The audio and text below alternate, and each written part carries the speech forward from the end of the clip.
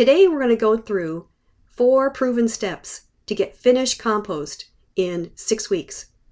These are techniques I've developed over 35 years of making compost in Kodiak, Alaska. So let's dive in. I have written many articles and many papers and delivered many courses on composting. I'm going to show you the secrets of getting finished compost. So here we go. This is a basic diagram of the path to hot compost or finished compost. Food plus water plus air plus a home for the microbes, turning it, and you can accomplish temperatures of 160 degrees Fahrenheit or 70 degrees Celsius.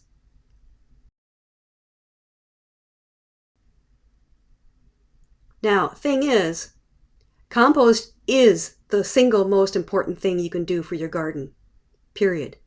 When you have enough of it, you won't need much of anything else.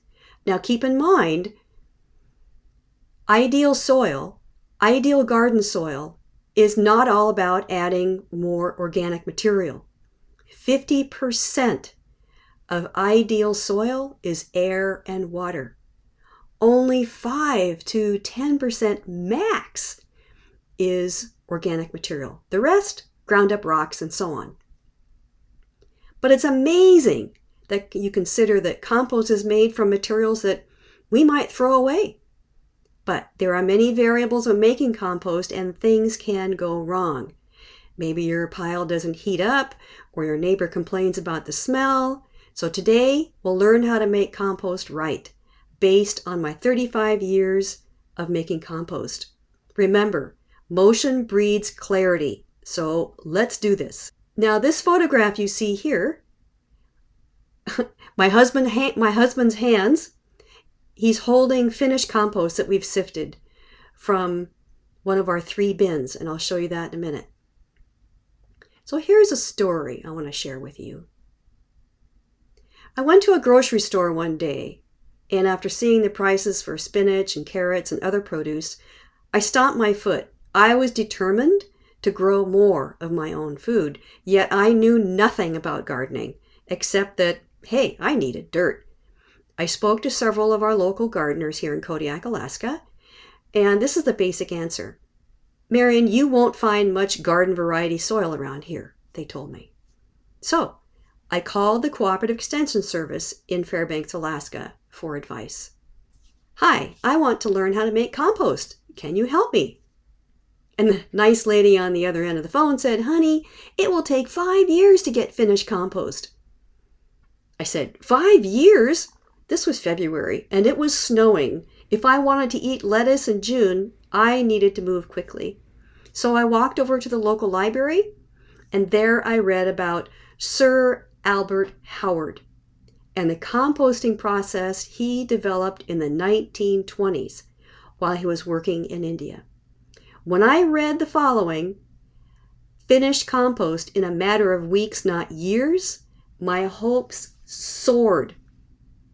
Even though I lived in Kodiak, Alaska, right? Not the warm tropics of India. But that was back in 1985. And here I am, turning my first compost pile. Pink scarf and all. And I am smiling from ear to ear because it's steaming and it's snowing and it's February. Nothing fancy here. I'm using pallets and 2 sides are a fence, and that's it. Nothing fancy. So I want you to be inspired here. After 35 years of researching and experimenting with different techniques and materials, I perfected a method where you can get finished compost in just 6 weeks. So compost is like making bread. It's part science, part art. There's no exact process. No hard and fast rules. Matter of fact, towards the end of this, I'm going to share bits of compost wisdom that I think you'll find quite inspiring. So just remember, you don't have to get it perfect. You just have to get it going. We're going to talk about how to make compost in 4 easy steps. 1, gather ingredients. 2, mix your ingredients thoroughly. 3, Add water as needed. 4, turn frequently. Now, we're going to go through these steps one by one. Number 1, you want to gather your ingredients and think at the same time that microbes, which do all the work, are much like us. Their basic needs include food, water, and air. So there's no magic formula, no perfect blend of materials or ingredients. The most important thing is to nourish your hard-working microbes. They do all the work while you sleep. Then, as they break down the ingredients, your compost will heat up, and the rest will follow. So, if you've been put off by complicated ratios of greens and browns, C and N ratios kind of things, relax. When it comes to food, microbes need protein and carbohydrates. It's just that simple. So, examples of proteins and carbohydrates, here we go. Protein. These are nitrogen-rich materials such as grass clippings, animal manure, seaweed or kelp, even weeds that you pulled from the garden, green weeds, and food scraps from your kitchen. Carbs or carbohydrates, straw, old sawdust, cardboard egg cartons, newspaper, and leaves. Now, the photo you see here shows grass clippings mowed together with leaves. This is done in the fall. This is ideal as a combination goes for making compost. So, question is, how much nitrogen and carbohydrates do you need? Now, the exact amount of nitrogen and carbohydrates is not critical. Just a combination of ingredients that support the bacteria, food, water, air, and the fungi, which in turn causes the pile to heat up. As a general guideline, it's 1 part nitrogen to 3 parts carbs. 1 part nitrogen, 3 parts carbohydrates. Then let experience teach you. That's the artistic part of making compost. Alrighty. To gather ingredients, grab some buckets, heavy-duty garbage bags that you can reuse, a rake, a shovel, maybe some gloves, and you want to go on a treasure hunt. So here's a sample recipe from a recent compost pile that I made. Leaves, grass clippings, coffee grounds, seaweed, eelgrass, which is a kind of seaweed, food scraps, various manures, and even used potting soil. So this photo shows a collection of materials ready to be composted. Okay, we've got comfrey leaves and what I call stable scraps like manure, kitchen scraps, fresh grass clippings, brown leaves, coffee grounds, even stale bran flakes that I found in the pantry, kelp, and animal manure. Looks like fun, huh? Kind of like setting up an orchestra. All right. Step number 2. Step number 2. Toss your ingredients together. You want to make your pile all at once. This is very important. This is one of the major problems with compost that does not get hot. You don't want to randomly toss stuff in the corner of your yard like you see in this photo.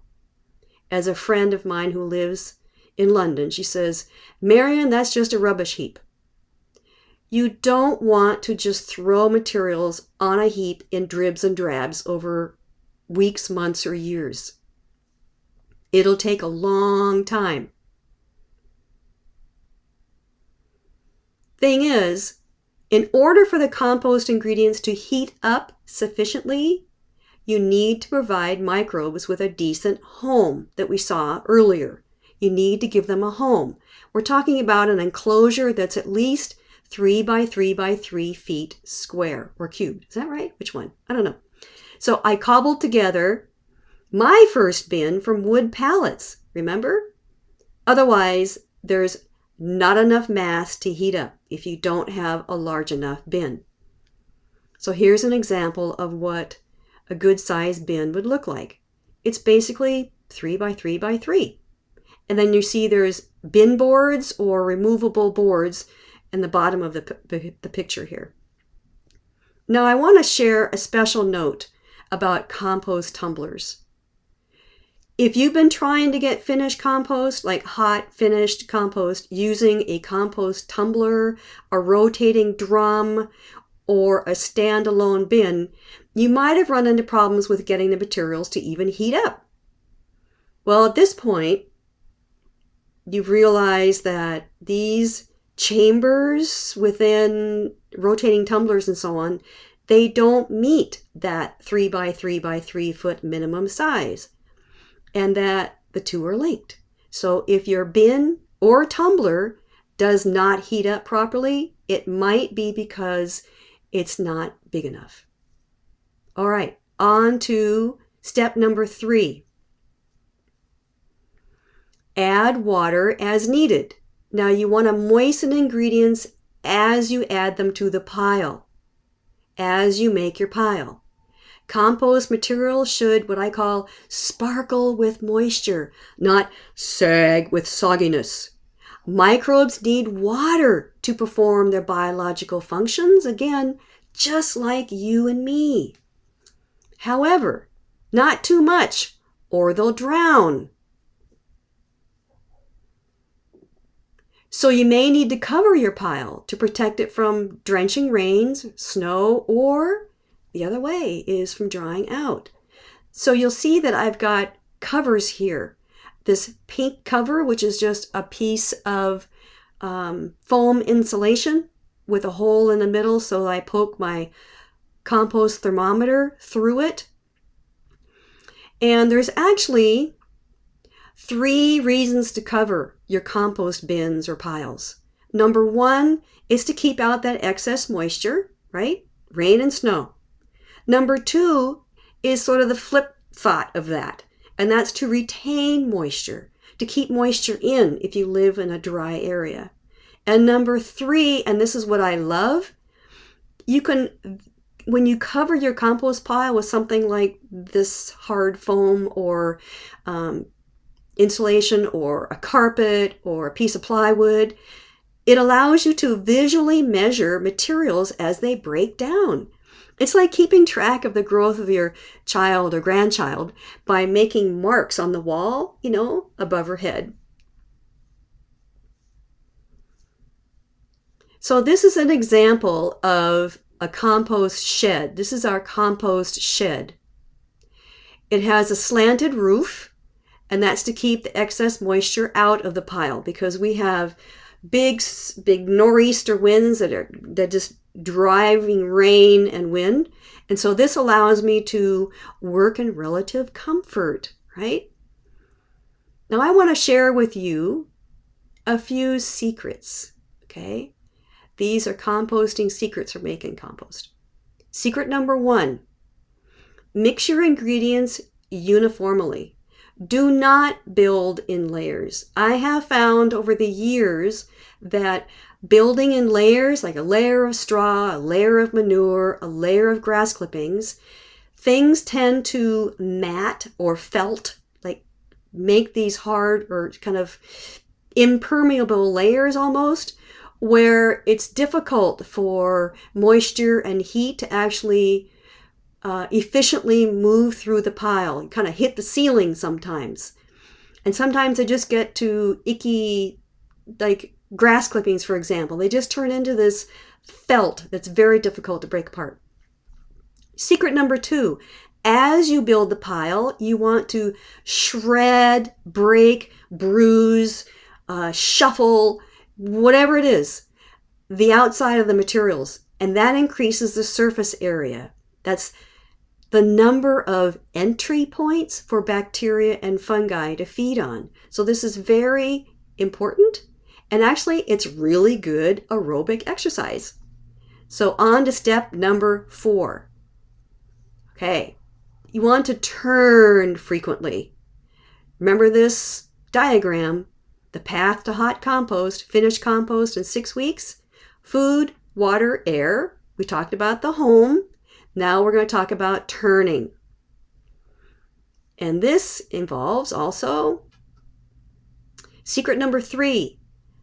Complete and frequent turning of your compost exposes materials to the air, and it helps speed up that microbial activity. Composting is like burning. Air is used up rapidly in the process, especially in the beginning. So grab a pitchfork. Remember, turning the pile is good upper body workout. Now, after you build the pile, and I'm going to show you benefits of doing this in a graph in just a second. Secret number 3 is complete. Oh, I told you about that. After building the pile, follow this recommended turning schedule. Day 2, so you make the pile on day 1. Day 2, you turn the pile and you check its temperature during the process. Day 4, you want to turn it again, thoroughly. 7, turn it again thoroughly. Inside to the outside, outside to the inside. Day 10 and beyond, turn about every 5 days or so. Now, another way to know when to turn your compost pile, turn when the temperature starts to drop after reaching a peak. So here I'm going to show you something very, very special. This graph I'm about to show you is going to give the benefits of building your compost pile all at once and turning your compost at regular intervals. Are you ready? Here we go. This is a graph that I created from 4 compost piles I made one year. The yellow column on the left shows how in 7 days, you'll notice 1, 2, 3, 4, 5, 6, 7 by that bottom row of numbers, 7 days, 14 days, 21 days, and so on. So the yellow column shows how in a 7-day period, most of the piles rose to 145 degrees and above. The temperature on the left is in Fahrenheit. I should move it to a Celsius scale as well.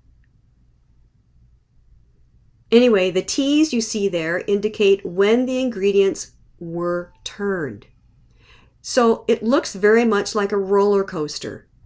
Now the blue one you see there's a blue line. It heated up just fine and it was not turned and it just plummeted to 50 degrees and didn't finish.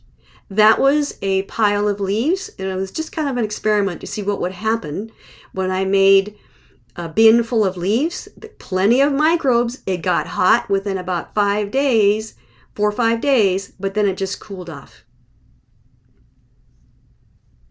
Alrighty.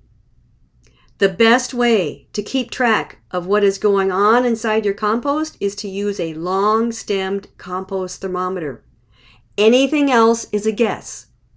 So, if it's getting near Christmas time or your birthday, ask for a compost thermometer. Couple more secrets here.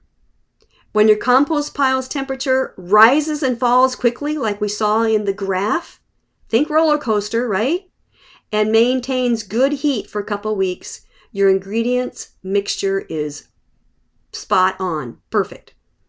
Secret number 7, one of the huge advantages to turning your compost pile at regular intervals, that fluffiness decreases the chances of your pile from becoming anaerobic, like smelling bad, like rotten eggs. And that's good to keep the peace in your household and between your neighbors. Alrighty, that is 4 steps to finish compost in 6 weeks. Thank you for joining me today. And here's secret number 8. Happy composting, happy life. Cheers!